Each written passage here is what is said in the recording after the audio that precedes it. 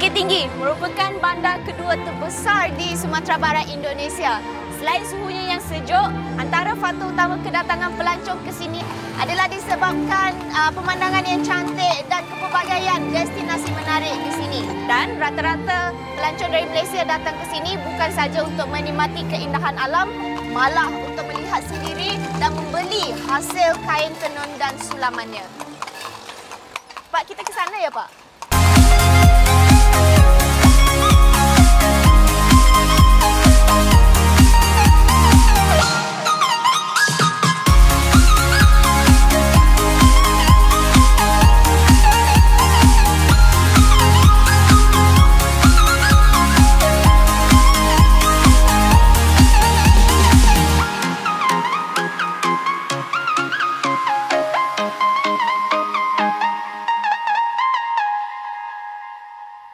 Hello ASEAN.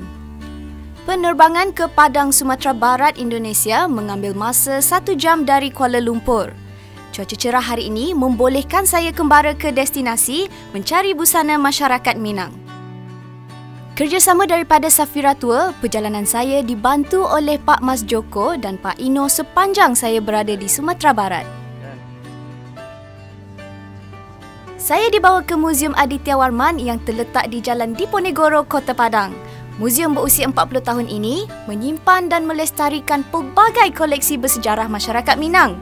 Antaranya meliputi geologi, historika, seni rupa dan teknologika. Bersama pemandu Muzium Mega Libani, saya diberi penerangan tentang busana perkahwinan Minang yang menarik perhatian saya. Kita sebut nama dia pelaminan. Pelaminan. Jadi setiap pengantin yang baralek, kita guna pernikahan ini kita sebut baralek. Baralek di Minangkabau. Jadi menggunakan pakaian adat daerah masing-masing.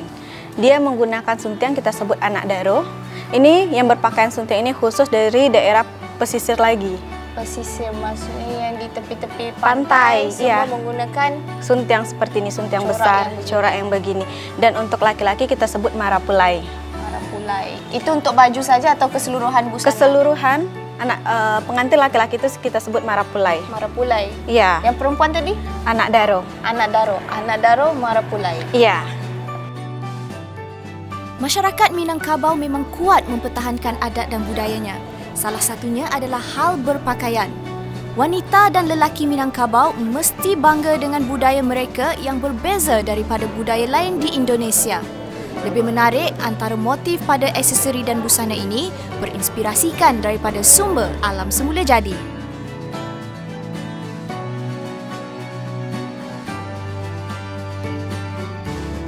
Selain daripada unsur alam ataupun cara hidup masyarakat, kan mungkin ada pengaruh lain yang mempengaruhi corak baju ataupun pakaian Minangkabau ini. Ada. Corak dia tu kita ada 3 pengaruh. Yang pertama itu dari Cina. Cina kita boleh lihat dari suntiangnya. Di pada suntiang ini kita lihat ada burung. Nah, itu burung ciri khas dari Cina. Maksudnya dia ada warna merah, itu kreasi dia atau apapun itu kita punya pengaruh dari Cina. Yang kedua dari Arab. Dan yang ketiga dari Eropa yang terakhir. Yang pengaruh dari Eropa kita boleh tengok pada pakaian marapulai, yaitu laki-laki dia agak kembang sikit kan bagian pinggang dia, baju dia punya, dan celana dia agak pendek. Kalau di pakaian tradisional Eropa dia punya, dia pakaian celana pendek, pakai kaos kaki itu. Nah, itulah dia ada mulanya pengaruh budaya kita. Yang Arab pula dari segi apa? Kalau dari Arab macam baju agak yang lelaki. Ya, yang lelaki. Kalau perempuan macam ni lah. Dia lurus, baju kurung tetap. Tapi dari segi warna? Dari segi warna mengikut pengaruh dari negara mengikut pengaruh China. dari Cina. Dan juga suntiang itu pun itu terdiri selalu dengan jumlah yang ganjil. Misal ada 21, 23 seperti itu. Tidak boleh sembarangan? Tidak boleh sembarangan. Kenapa ya? Ada maksud tertentu? Maksudnya ganjil, kita kan ada 3 warna gitu. Jadi selalu dibuat macam tu, ganjil. Keindahan warna, kreasi corak dan rekaan busana Minang ini dipupuk subur sejak zaman silam dan sehingga hari ini ia tetap terjaga dengan baik. Selain itu, masyarakat Minangkabau sangat ideal kerana didasari nilai-nilai, norma-norma adat dan agama Islam seperti dalam satu ungkapan adat berbunyi, adat basandi syarak, syarak basandi kitabullah. Yang ini busana apa Uni? Nah, untuk perempuan ini adalah busana pakaian keseharian Bundo Kanduang. Pakaian seharian. Maksudnya pakaian keseharian ketika ada acara adat. Ketika ada acara adat. Maksudnya pada majlis-majlis tertentu pakaian inilah yang dipakai oleh kaum wanita. Iya. Jadi sebenarnya Bundo Kanduang ini adalah seorang pemimpin di rumah gadang, di rumah tradisional Minangkabau. Sekali lagi sebutnya. Bundo Kanduang. Bundo Kanduang. Kanduang. Bundo Kanduang.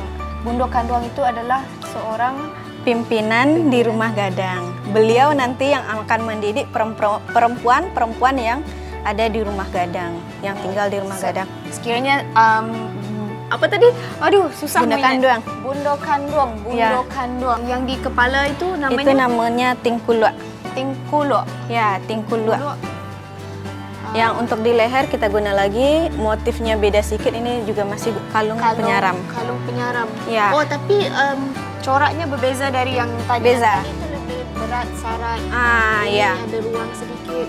Nah, ini adalah songket. Songket, selendang. Selendang, songket. Di sini juga dipanggil selendang? Iya, tapi kita tambah songket. Dan ini ada pakai baju kurung dan pakai seperti tadi kemban dari songket. Yang ini bajunya lebih ringkas berbanding dengan lebih yang tadi. Ringkas, lebih simpel. Lebih simpel. Tapi yang ini hanya untuk majelis tertentu juga, bukan? Iya. Yang ini? Nah, ini adalah pakaian datuk atau pakaian penghulu di Minangkabau. Hanya penghulu? Iya. Orang lain? Beza. Penghulu adalah pimpinan dalam satu kaum. Pimpinan suku. Ketua Dalam satu suku. Dia gunakan seperti pakaian pengantin ya. Ada celana galembong, ada baju. Nah, di kepala kita nama saluk. Saluk. Ya. Saluk. Dan ini diikat lagi. Nah, seperti ini pada acara adat, datuk wajib memakai pakaian seperti ini. Dia melambangkan kebesarannya. Dia di Minangkabau kita sebut ditinggikan sarantiang, didahulukan salangkah. Ditinggikan sarantiang, didahulukan salangkah. Salangkah. Ya.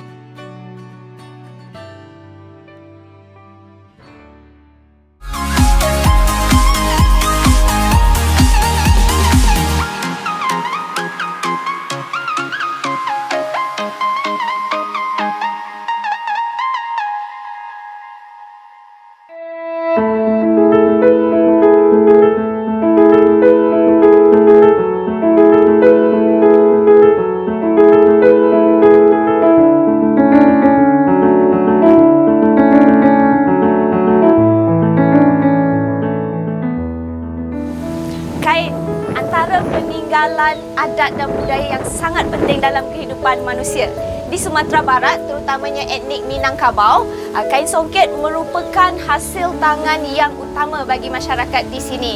Tapi sesuai dengan peredaran zaman, mesin mula diperkenalkan dan coraknya telah dipelbagaikan. Terletak 10 km dari Bukit Tinggi, saya ke Desa Pandai Sikit bagi melihat pusat kerajinan songket dan ukiran kayu yang terbaik di Indonesia. Di sini terdapat puluhan toko tenunan songket yang menjual songket buatan tangan dengan motif dan warna beragam yang menawan pengunjung. Di sini, hasil tenunan itu dijual di kedai-kedai yang nampak di sepanjang jalan. Ya.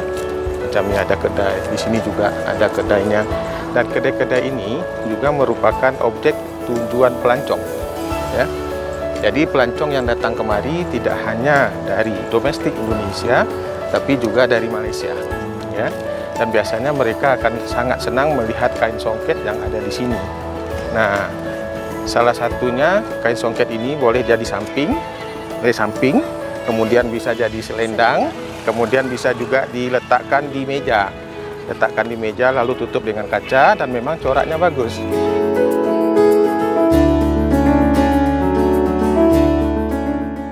Sepanjang saya berada di Pandai Sikit, saya turut berpeluang bertemu dengan seorang penenun dan juga pengusaha butik songket satu karya yang terkenal di sini. Selamat siang, Ibu. Selamat siang. Ini adalah antara contoh alat tenun di Pandai Sikit ni, dan ini adalah songket yang terkenal ya. Songket terkenal. Ibunya siapa nama? Erma. Ibu Erma, saya Vanessa. Dari Malaysia. Dari Malaysia. Mungkin ibu boleh terangkan apa yang sedang ibu hasilkan ini? Kalau yang kecil ini kita buat selendang. Kecil ini selendang. Ya, kalau selendang ni itu panjangnya 1,60 m. Itu makan masa tu 2 bulan. 2 bulan untuk yang pendek ini sahaja? Ya, tu yang the first quality. First quality maksudnya kualiti yang paling bagus. bagus. Iya. Ini ada berapa motif, Bu? Kalau motif Minang ni ada lebih kurang 350 pattern. 350. Ibu boleh saya pegang? Boleh, ya? sila. Bu, ini mana depan, mana belakangnya, Bu? Kalau ini bisa pakai double side.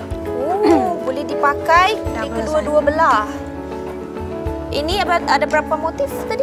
Lebih kurang 11 pattern. 11 pattern. Iya. Dari segi harga pula bagaimana, Bu?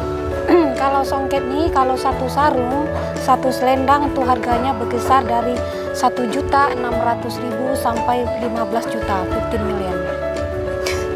Terkejut saya mendengarnya, Ibu. Yang kecil ini harganya lebih kurang 400.000. 400.000. Pengalaman lebih 30 tahun dalam bidang tenunan songket, Hajah Irma masih tekun dalam menenun. Tambah beliau lagi, ketelitian yang tinggi amat diperlukan dalam menghasilkan songket berkualiti.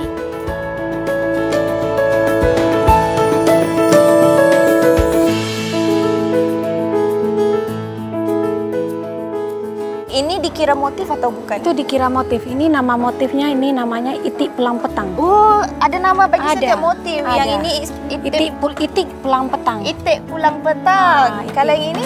Ini irisan wajib. Irisan wajib maksudnya? Ada makanan Minangkabau. Oh, yang dari gula merah sama beras pulut, kemudian diiris macam ni. Oh, setiapnya ada maksud. Iya, Mak. Yang kalau begini yang itu namanya kunang-kunang. Ini kunang-kunang. Kunang-kunang.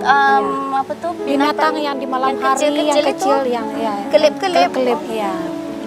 Kalau ini namanya pucuk rebung. Rebung ada tahu? Iya, rebung tahu. Bambu yang kecil itu. Ini pucuk rebung. Lagi, Bu? Ini kunang-kunang juga. Itu kunang-kunang besar. Ya, ini lapia ampe, jalin 4. Jalin 4. Kita jalin dari tali dulu kan dijalin. Jalin, oke. Nah, jalin 4 namanya. Seperti dijahit? Enggak, disulam. Oh, disulam. Disulam, iya. Ibu buatnya dalam 2-3 bulan ya? Iya. Kalau saya mungkin tak mampu, Bu. Kalau buat ini. Tak larat ya? Tak larat. Tak larat. Dan motif-motif ini mungkin ada pengaruh dari luar atau bagaimana? Oh, tak ada. Dia motif Minang tuh sudah turun-temurun memang 350 macam motif. Dan ini bagaimana Ibu mengingatnya? Dia kan ada lebih kurang 30 atau 40 macam motif hafal di kepala kita. Hafal di kepala? Iya. Belajarnya dari? Dari emak, dari kakak saya dulu. Semua itu turun-temurun? Iya. Itu namanya Desa Pandai Sikit. Iya. Pandai itu ismin clever, sikat ismin kom. Ini teruskan ya? Iya. Oh, ini sikatnya? Nah, ini sikat macam sisir kutu. Besarnya. Macam sisir kutu. Pernah lihat dulu sisir kutu? Ini dibuat dari? Besi. Besi? Nah, dari besi. Mengunjungi Pandai Sikit menambahkan ilmu bagi saya. Kekayaan budaya bangsa ini amat besar. Kain tenun yang dahulunya melambangkan identiti bangsa Minangkabau di mata masyarakat dalam dan luar negara, kini menjadi daya tarikan komersial yang menarik untuk dibawa pulang. Nunggulah jalan, ayo kumbuh, babelo jalan, tak andale, di mahati tak karusua, ayam dan lape, ayam dan lape. Mandaki jalan, Pandai Sikit, manurun jalan, kapal lupua, di mahati indah kamau te, awak kaki cua, ayam dan lape. Si iku capang, si ku capek, saya kabar.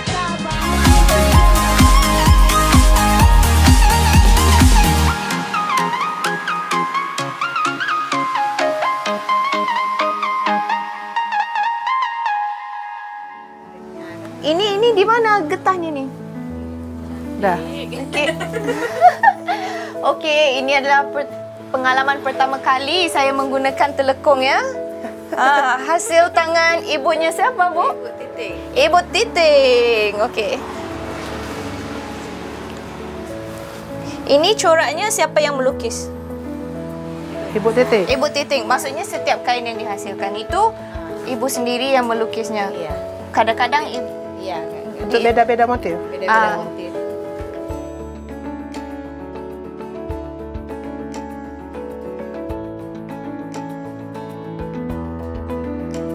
saya kena ambil masa lah untuk membezakan pita, benangnya. Benang. Ya. Saya bukan orang seni tapi baru nak belajar. Boleh.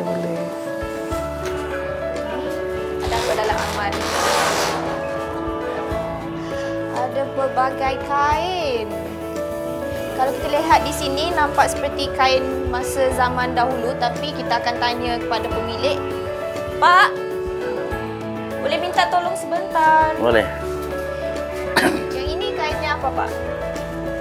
Kalau yang ini kainnya pitalah. Pitala. Pitalah ini. Tapi yang ini adalah kain dari zaman dulu-dulu. Iya. Betul. Betul. Maksudnya semua barang dalam kedai Bapak adalah barang antik. Antik semua. Semuanya. Ini dari tahun berapa nih, Pak? Ini. Boleh pegang? Boleh. Ini ulos. Ulos itu Batak. Batak. Ya, kan Batak. Kain dipakai di mana, Iya. Pak? Medan itu. Batak. Sunti Minang ni berat dia dalam lebih kurang 1 kilo. Tak sampai 1 kilo, kurang sikit.